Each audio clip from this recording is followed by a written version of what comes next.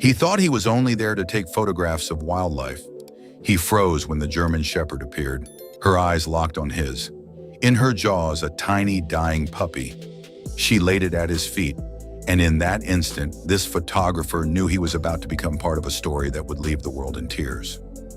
Mark had always believed that patience was the greatest skill a wildlife photographer could possess. He had spent years trekking into remote places, waking before dawn to blend into the landscape, and wait for the perfect moment no one else could see. That morning he had set out before sunrise, driving miles down a rutted dirt road to reach the sprawling grasslands just beyond the old tree line. Mark had been hoping to photograph a herd of deer that sometimes grazed near the clearing. But as the morning crept into midday, he couldn't shake the uneasy feeling that something was different. The grass seemed to shiver with more than the breeze, like it was holding a secret just out of sight. He scanned the field again and again, thinking maybe he'd missed the deer slipping through the edges. But the clearing remained empty, the only movement the swaying grass. Still, Mark stayed. He had learned long ago that sometimes the most extraordinary moments came quietly, without warning, if you were patient enough to see them. It was nearly noon when Mark first noticed the shape moving in the grass. At first, he thought it was the wind playing tricks on his tired eyes. But as he adjusted the focus ring on his camera, the outline sharpened, a low silhouette weaving unsteadily between the tall stalks. He lowered the camera and squinted into the light. It was a dog, a German Shepherd from the look of her. She moved slowly, her head lowered, as if carrying a heavy burden. Mark's heart began to pound. This was no place for a domestic dog to be wandering alone. The nearest farmhouse was miles away, and the local strays never ventured this far into the open. He stayed perfectly still, careful not to spook her. As she drew closer, he could see her sides heaving with exhaustion. Each step seemed an effort, her legs trembling beneath her. Then he saw it, a small bundle of fur hanging limply from her mouth. For one terrible instant, Mark thought she was carrying her prey. But when she paused at the edge of the grass and lifted her eyes to his, he felt something in his chest break. This wasn't a hunter's triumph, it was a plea. The German Shepherd took another staggering step forward, and he realized the bundle wasn't prey at all. It was a pup, tiny, motionless, and heartbreakingly fragile. And in the dog's eyes, Mark saw a desperation so human, it made his throat close up. For a moment, Mark couldn't move. The German Shepherd stood only a few yards away, her sides quivering with exhaustion, the limp pup dangling from her jaws. She looked at him as if she'd been searching for him all along. Very slowly, she stepped closer. Mark saw her paws sink into the brittle grass, her legs threatening to buckle. Every instinct told him not to rush forward. Any sudden movement might send her fleeing. So he lowered his camera, set it carefully on the ground, and crouched down until he was eye level with her. "It's okay," he murmured, voice soft and unsteady. "You're safe. I promise." The shepherd hesitated, then crossed the last few feet between them. With a low, shuddering whine, she laid the pup gently at his boots. The tiny body didn't stir. Mark could see its ribs moving in shallow, desperate gasps. His throat tightened. He reached out, palm up, and waited.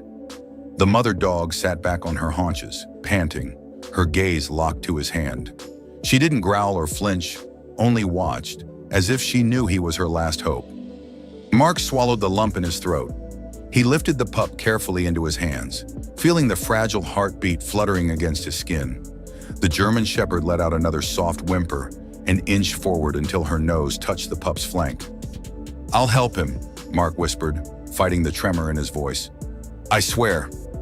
Mark cradled the pup in both hands, stunned by how light it was. He could feel each ragged breath shiver against his palms. For a heartbeat, he glanced up at the German Shepherd, wondering how far she had carried her baby to find help.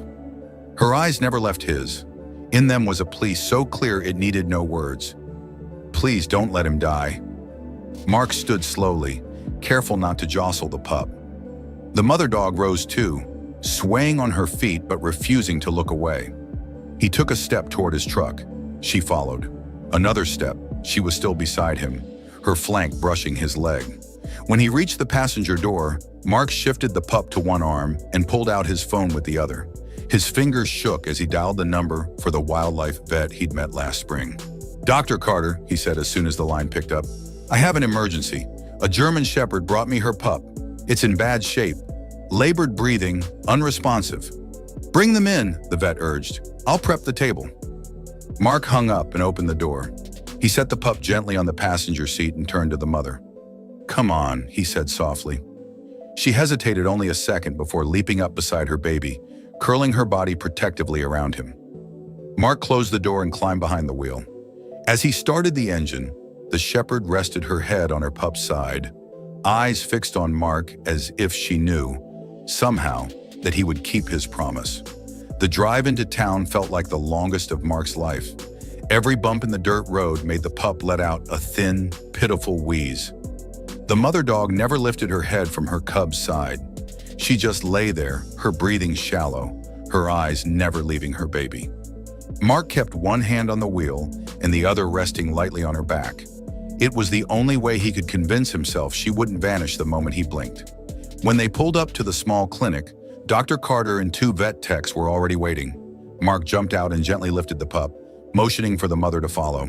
To his amazement, she did.